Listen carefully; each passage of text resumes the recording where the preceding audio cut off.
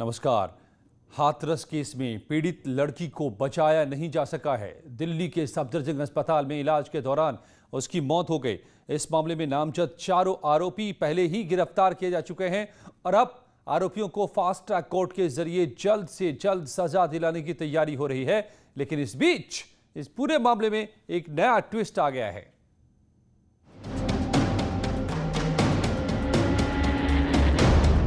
Hathras case में पीड़ित लड़की को बचाया नहीं जा सका। दिल्ली के सफदरजंग अस्पताल में इलाज के दौरान उसकी मौत हो गई। मरने से पहले पीड़िता ने क्या बयान दिया था वो सुनिए। क्या हुआ? किसने मारा आपको? हाँ?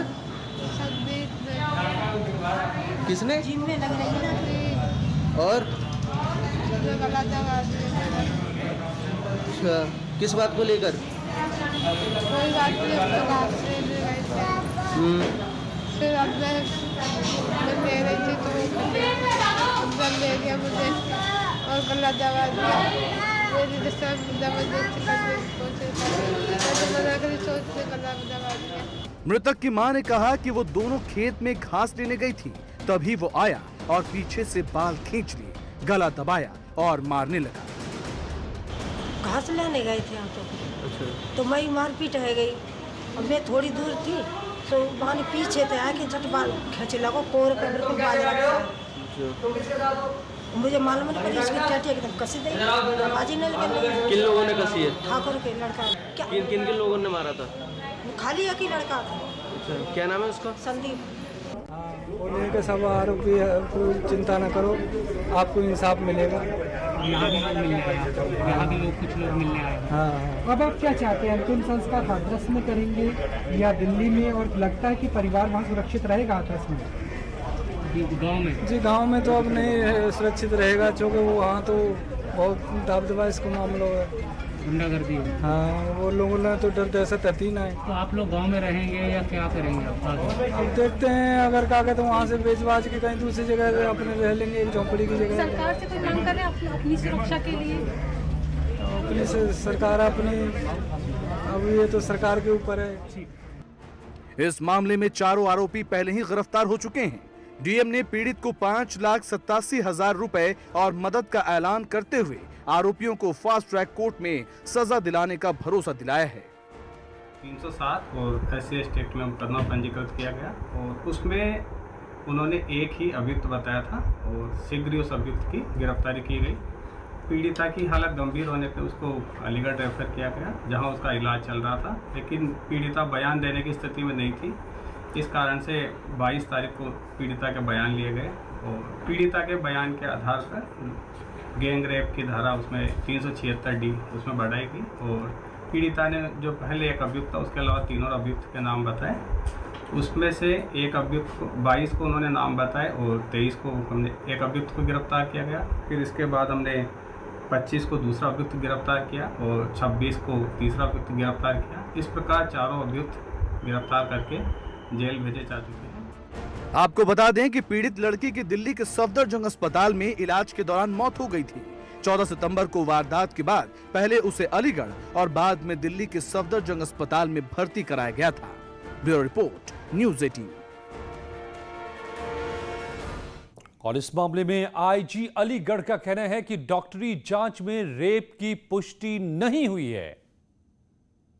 14 सितंबर को 10:30 बजे पीड़िता के भाई सतेंद्र ने थाने पे आकर अपने हस्तलेख में एक तहरीर दी, जिसके आधार पर मुकदमा दर्ज किया गया।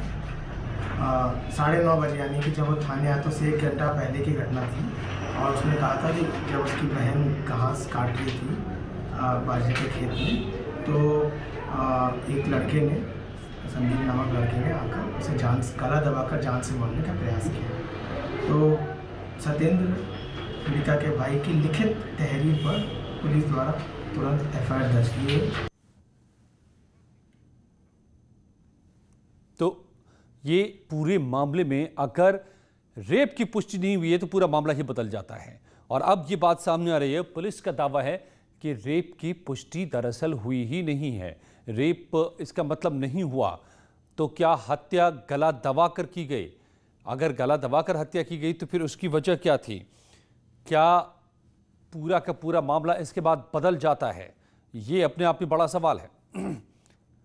दिल्ली में इलाज के दौरान मौत हुई है, तो गला दबाने की वजह से इतने वक्त के बाद आखिर जो मौत होती है तो फिर किस तरह के हालात बने होंगे पीड़िता के साथ? ये तमाम सवाल। फिलहाल आरोपी गिरफ्त में हैं, राजनीति चरम पर है और सियासत की शुरुआत भी हो चुकी है। जानते हैं विपक्षी दल इस पूरे मामले पर उनका क्या कहना है। घटना ने एक बार फिर उत्तर प्रदेश को देश और दुनिया के सामने शर्मसार किया है। हाथरस में दलित युवती के साथ जो 14 तारीख को गैंगरेप हुआ, उसकी जीभ काट दी गई, उसकी रीढ़ की हड्डी तोड़ दी गई और पुलिस ने छेड़खानी का मुकदमा लिखा, सिर्फ इसलिए क्योंकि जो दबंग थे वो सत्ता प्रमुख के बिरादरी के हैं। जब बाद में दबाव बढ़ा तब पुलिस ने अलग से मुकदमा में धाराएं बढ़ाई। आज वो बेटी हमको आपको छोड़ के चली गई, उसकी मौत हो गई। इसके जिम्मेदार कौन है? बहुत ही दुख पीड़ा के साथ मैं अपने विनम्र श्रद्धा सुमन उस पीड़िता बिटिया के लिए अर्पित कर रहा हूं, जिसका कसूर सिर्फ इतना था कि वो भाजपा राज में थी।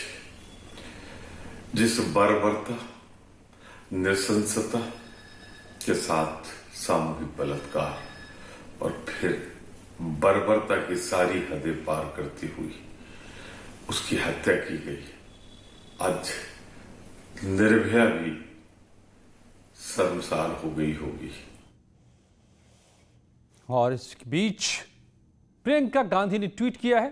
प्रियंका ने अपनी ट्वीट में लिखा कि यूपी की कानून व्यवस्था हद से ज्यादा बिगड़ चुकी है, महिलाओं की सुरक्षा का नामो निशान नहीं है, अपराधी खुलेआम अपराध कर रहे हैं, इस बच्ची के कातिलों को कड़ी से कड़ी सजा मिलनी चाहिए।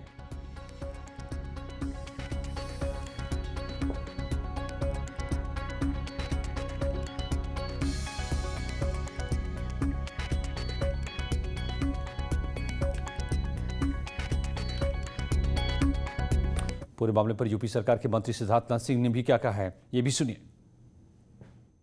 हमारे मुख्यमंत्री जी भी बहुत दुखी हैं और पूरी की पूरी सरकार उस परिवार के साथ संवेदना प्रकट भी कर रही है। लेकिन जब ये घटना हुई और उनके भाई, पीड़िता के भाई ने जब पुलिस स्टेशन गए तो एफआईआर तुरंत दर्ज हुआ और कार्रवाई भी तुरंत हुई। 4 लोग जो थे दोषी जो हैं उनको पकड़ा भी है। कानून अपना कठोर से कठोर कार्रवाई इस पर करेगी, कानून के तहत होएगा। ऋषभ मणि त्रिपाठी संवाददाता मेरे साथ जुड़ गए हैं लखनऊ से। ऋषभ, तो इस पर जो तमाम पूरे मामले में राजनीति एक तरफ है, लेकिन जो ये पूरा का पूरा केस है, उस केस में अब एक नाटकीय मोड़, रेप हुआ ही नहीं जिसको लेकर इतना बड़ा हंगामा था। हालांकि फिर भी जो हुआ पीड़िता के साथ वो अक्षम्य है, मगर अब किस तरह से पूरा मामला सामने समझा जाए इसे?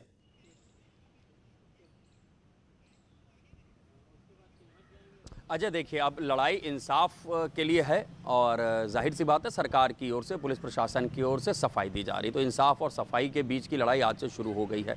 अगर हम इसका कानूनी पहलू देखेंगे तो रेप पीड़िता का जो बयान है 22 तारीख का, जिसको डीडी बोलेंगे, डाइंग डिक्लेरेशन, जिसमें उसने 4 आरोपियों पे रेप का आरोप लगाया है, जिसके बाद इस मुकदमे में गैंग रेप की धारा बढ़ा दी गई थी। मेडिकल में हालांकि रेप की पुष्टि नहीं हुई, जैसा अलीगढ़ के आईजी बता रहे हैं, लेकिन पीड़िता का बयान ही काफ़ी होता है सज़ा दिलवाने के लिए, लिहाजा पुलिस की जो विवेचना है वो इस तरफ जाएगी। चूँकि इस मामले में SC ST एक्ट लगा हुआ है, लिहाजा इसकी जांच सर्किल अफसर, डिप्टी SP रैंक के अधिकारी कर रहे हैं, इसलिए ये माना जा सकता है कि इसकी विवेचना जो होगी वो अच्छे स्तर की होगी, चूँकि डिप्टी SP इसकी विवेचना कर रहे हैं। हत्या की धारा आज उसमें बढ़ जाएगी। 4 आरोपी गिरफ्तार किए जा चुके हैं। सरकार की ओर से ये आश्वासन दिया गया है कि इस मामले को फास्ट ट्रैक कोर्ट में हम चलाएंगे और आरोपियों को जल्द से जल्द जो इस सख्त से सख्त सज़ा मिल सकती है वो सज़ा भी दिलाई जाएगी। SC ST के मामलों में सरकार की ओर से जो सहायता राशि दी जाती है, प्रशासन का दावा है वो सहायता राशि भी पीड़ित परिवार की ओर से दी जा चुकी है। अब बात कर लेते हैं सियासी पार्टियों की। जाहिर सी बात है जो सियासी लोग हैं वो हर जगह अपनी सियासत देखेंगे, वो पूरी कोशिश करेंगे। जो सबसे शॉर्टकट है, जो सबसे आसान रास्ता है वो यही है कि आप जाति के रथ पे बैठ के सत्ता की ओर दौड़ी है, तो वो कोशिश ज़रूर की जा रही, चूँकि यहाँ पीड़ित पक्ष शेड्यूल कास्ट की कैटेगरी से आता है, रिजर्व कैटेगरी से आता है, और जो आरोपी पक्ष है वो सवर्ण की बिरादरी से आते हैं, तो सबसे आसान हो जाता है विरोधियों के लिए भी कि सरकार को इस मामले में घेरा जाए। अभी समाजवादी पार्टी के जो पक्ष हम सुन रहे थे, समाजवादी पार्टी के प्रवक्ता सुनील साजन का कहना था कि इसलिए कार्रवाई में ढिलाई बरती गई क्योंकि जो आरोपी हैं वो एक जाति विशेष के हैं। क्या ऐसा आपको नजर आता है कि या किस तरह की ढिलाई की वो बात कर रहे हैं?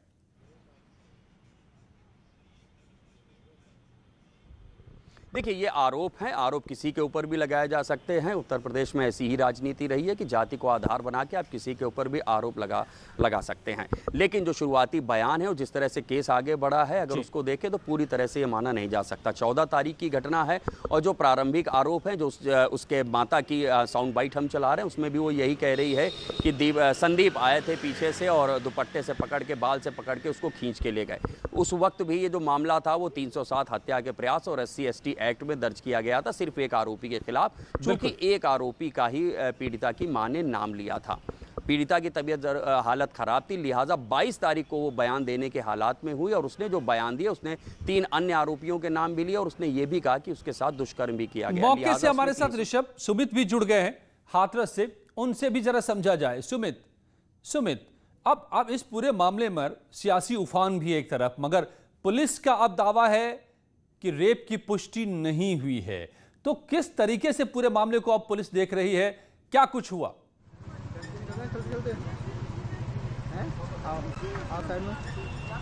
ये देखिए, ये पूरा मामला 14 तारीख का है। इस पूरे मामले में पुलिस ने पूरी तरह से मुस्तैदी से कार्रवाई की है। आज इस पूरे मामले में IG अलीगढ़ पीयूष मौर्य इस पूरे मामले में कमान संभाले हुए हैं। पूरी तरह से police force law and order को देखते हुए जनपद में पुलिस फोर्स तैनात की गई है। जनपद एटा, जनपद अलीगढ़, जनपद आगरा से समस्त थानों से फोर्स यहां पे तैनात की गई है। PSC की भी कई बटालियन लॉ एंड ऑर्डर को लेकर तैनात की गई है। जनपद की पूरी सीमाएं पूरी तरह से सील कर दी गई है। सभी तरह के राजनीतिक दलों का जनपद में प्रवेश वर्जित है। जनपद हाथरस में कांग्रेस के कार्यकर्ताओं ने भी प्रोटेस्ट किया है, जाम लगाया था, वहां प्रदर्शन किया। जनपद हाथरस की पुलिस ने तत्काल प्रभाव से उनसे बातचीत करके जाम खुलवाया, प्रदर्शन खत्म कराया है। पुलिस ने इसमें मुस्तैदी से काम किया है। जी नहीं, तो जो ये आरोप है कि क्या जो कार्रवाई होनी चाहिए थी शुरुआती दिनों से वो नहीं हो पा रहा है, यही अभी समाजवादी पार्टी के नेता बता रहे थे, या फिर बता रहे थे कि बीजेपी के राज में कानून व्यवस्था ठीक नहीं है, कांग्रेस का आरोप है? क्या ऐसा नजर आ रहा है इस पूरे मामले में? अब तक आप लगातार देख रहे हैं शुरू से इस पूरे मामले को। सुमित, देखिए, इस पूरे मामले में पुलिस ने पूरी तरह से काम तो किया है। जैसे जिस तरह से 14 तारीख को पीड़िता की तरफ से तहरीर आई, पुलिस ने तत्काल प्रभाव से उसको मेडिकल के लिए भेज दिया गया। 19 तारीख को पहले आरोपी की गिरफ्तारी कर ली थी। पीड़िता के 161 के बयान के बाद बाकी के 3 आरोपियों को पुलिस ने तत्काल प्रभाव से गिरफ्तार करके जेल भेज दिया। पीड़िता को सहायता राशि के रूप में 10 लाख रुपए अब तक उपलब्ध करा दिए गए हैं। पुलिस इस पूरे मामले में काम कर रही है। पीड़िता के परिवारजनों का कहना है कि हमें इसमें न्याय चाहिए, आरोपियों को फांसी होनी चाहिए इसमें, क्योंकि राजनीतिक मामला बढ़ गया है। विपक्षी पार्टी इसको तूल दे रही है, पूरी तरह से इसमें कर रही है। इसको लेकर थोड़ा लॉ एंड ऑर्डर का इश्यू है। बाकी जनपद हाथरस में भाजपा के सांसद राजवीर दिलेर भी पीड़ित परिवार से मिलने के लिए गए हुए। मुख्यमंत्री ने जैसे इस मामले में कहा था, हाथरस के सांसद राजवीर दिलेर से बात करके कहा था कि पीड़ित परिवार से बात कर उनसे बात की जाए, उनकी पूरी से पूरी मदद की जाए। जी सुमित, ये जो बात आ रही थी जो कि जीव काटने और आंख फोड़ने की बातें, तमाम ये सारी बातें गलत निकली, ये सारी बातें कैसे उड़ी? देखिए, ये पूरी तरह से अफवाह है। शुरू से ही इसमें अफवाह चल रही थी, कई दिन पहले से भी ये भी अफवाह चल रही थी कि पीड़िता का उपचार के दौरान डेथ हो गई है, लेकिन पूरी तरह से अफवाहें थी। जैसा कि ये सामने आ रहा है कि पीड़िता की आंख फोड़ी गई है। हम वीडियो में आप देख सकते हैं कि पीड़िता पूरी तरह से देख पा रही है। उसने न्यूज़ 18 को सबसे पहले उपचार के दौरान 14 तारीख को ही बयान दिया था कि गाँव के ही एक लड़के ने उसका गला दबाकर उसकी हत्या करने की कोशिश की गई थी, क्योंकि किसी का जब गला दबाया जाता है तो उसकी जीभ दांतों के बीच में आ जाती है। तो ये तो है कि उसकी जीभ पे चोट आई है, लेकिन ये जो जीभ काटे जाने की बात है वो पूरी तरह से गलत है। नहीं, तो ये क्या रीढ़ की हड्डी को तोड़ा जाना, जीभ को काटा जाना, ये जो तमाम बातें थी, ये अफवाह क्या लग रहा है? सुमित, आप चूंकि मौके पर हैं, आप इस बात को वहां समझ पाएंगे सबसे बेहतर। कौन फैला रहा है, कौन कोशिश कर रहा है इस मामले को इस तरीके से, गलत तरीके से उछालने की कोशिश? देखिए जो विपक्ष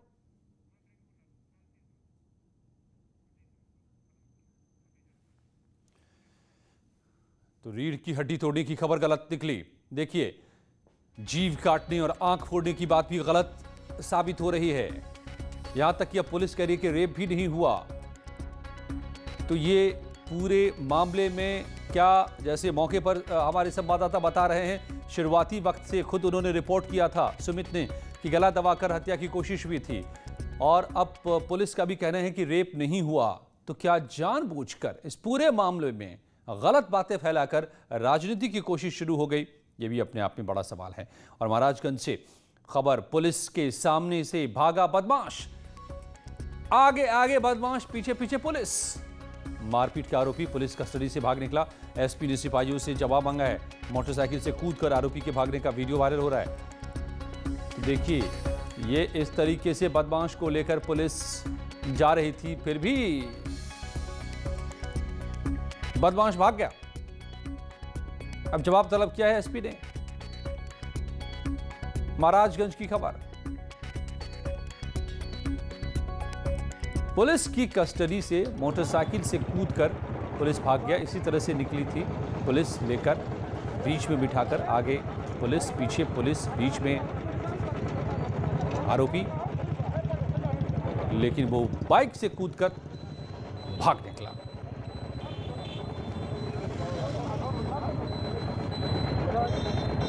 तो इतनी मुस्तैद अगर थी पुलिस, जैसा कि वीडियो में दिख रहा है कि पुलिस नियम को तोड़ते हुए 3 लोग बाइक पर इसलिए बैठ रहे हैं ताकि बदमाश को पकड़ कर रखा जा सके, मगर फिर भी नहीं पकड़ पाई पुलिस। तो महाराजगंज की इन पुलिस वालों पर भी बड़ा सवाल। लौटते हैं कुछ ही पलों में और भी खबरों के साथ।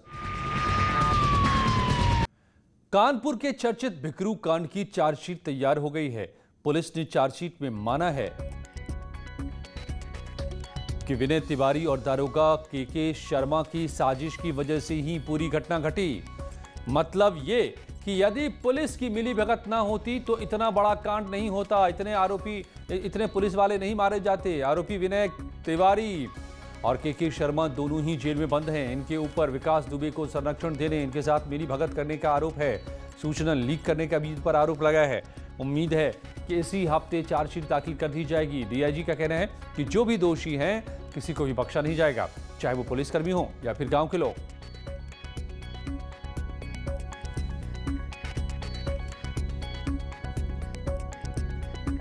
अमित गंजू हमारे संवाददाता मेरे साथ जुड़ गए हैं। अमित, चार्जशीट में अगर ये मान लिया गया है कि विनय तिवारी ने सूचना लीक की, उसकी मिली भगत थी, इसी वजह से ये कांड हुआ, तो मतलब कि बात अब साफ हो जाती है जिस बात की आशंका थी इतने दिनों से। देखिए अजय जी, मैं आपको बताना चाहूंगा कि जिस प्रकार से दुर्भाग्यपूर्ण ये घटना हुई, उसमें कहीं ना कहीं पहले दिन से ही जौहरपुर पुलिस की भूमिका संदिग्ध मानी जा रही थी, जिसका जैसे जैसे जांच का दायरा बढ़ता गया वैसे वैसे चीजें भी उभर के सामने आई। दस्तावेजों के माध्यम से, फोन डिटेल्स के माध्यम से, कॉल डिटेल्स के माध्यम से, कन्वर्सेशन के माध्यम से मालूम चला। और जब एसआईटी ने अपनी जांच की और पुलिस के अधिकारियों ने जांच की, न्याय विभाग की जो एक टीम गठित की थी, उन्होंने एक एक करके विनय तिवारी, के शर्मा और कुछ आरक्षियों का भी नाम इसमें सामने आ रहा है। ये सिर्फ 2 लोग अकेले नहीं है, ऐसे तमाम लोग हैं जिनका नाम इस जांच में आया, क्योंकि लगभग 200 से ज्यादा पेजों की ये चार्जशीट अभी तक है। इसको 400 से ज्यादा पेजों को इंक्लूड किया जा रहा है, ऐसा बताया जा रहा है। 4 तारीख तक ये फाइल कर दिया जाएगा। और इसमें जो रोल है, आरोपी माना जा रहा है इन दोनों लोगों को, क्योंकि इन्होंने कहीं ना कहीं इंफॉर्मेशन लीक की, इनकी वहां म्यूचुअल अंडरस्टैंडिंग थी। और जिस प्रकार से पूरा सीन बताया गया कि राहुल नाम के व्यक्ति ने जो एफआईआर की, उसके पॉइंट ऑफ व्यू से ये उसके यहाँ दबिश देने गए, ऐसा कहीं कुछ नहीं था। जो हमारे सूत्र बता रहे हैं, जो हमारे पास जानकारी है, उसमें साफ तौर पर जो 138 पेज, 139 पेज, 140 पेज, इन 3 पेजेस की अगर बात की जाए, इसमें विनय तिवारी जो तत्कालीन एसओ थे, के जो आईसीओपी या बीट इंचार्ज थे, और इनके अलावा 2 वो आरक्षी हैं जिनका नाम भी इसमें डिस्क्लोज हुआ है। इन लोगों की भूमिका कहीं ना कहीं साफ तौर पे ये है कि इन लोगों की संलिप्तता के चलते इतना बड़ा ये हादसा हुआ। कहीं ना कहीं पुलिस विभाग के ये विभीषण है। अब 4 तारीख तक ये पूरे सबमिट कर दिया जाएगा। नहीं तो क्या इसमें अमित, क्या इस चार्जशीट से ये पता चल रहा है इस वक्त क्या कि ये इस तरह का कांड को अंजाम देगा विकास दुबे? ये मालूम था विनय तिवारी, के शर्मा और बाकी पुलिस वालों को जिन्होंने ये सब रचा, या नहीं मालूम था उन्हें? इन बातों का भी पता चल रहा है क्या?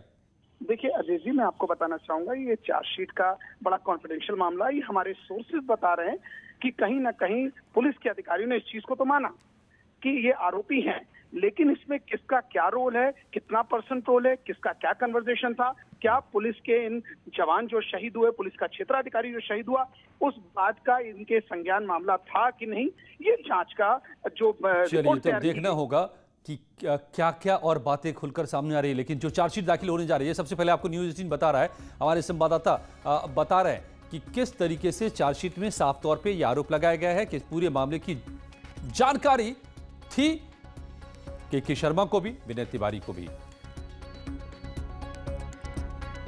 और मथुरा के थाना कोतवाली इलाके के मोहली रोड पर पिछले 8 दिनों में एक ही परिवार के 2 पक्षों में तीसरी बार जमकर मारपीट हुई। इस दौरान दोनों पक्षों की ओर से लाठी डंडे चले। आसपास के लोगों में दहशत है। पुलिस ने एक बार फिर पहुंचकर मामला शांत कराया। पुलिस ने घायलों को इलाज के लिए जिला अस्पताल भिजवा दिया है। लड़ाई के कारणों की जांच हो रही है।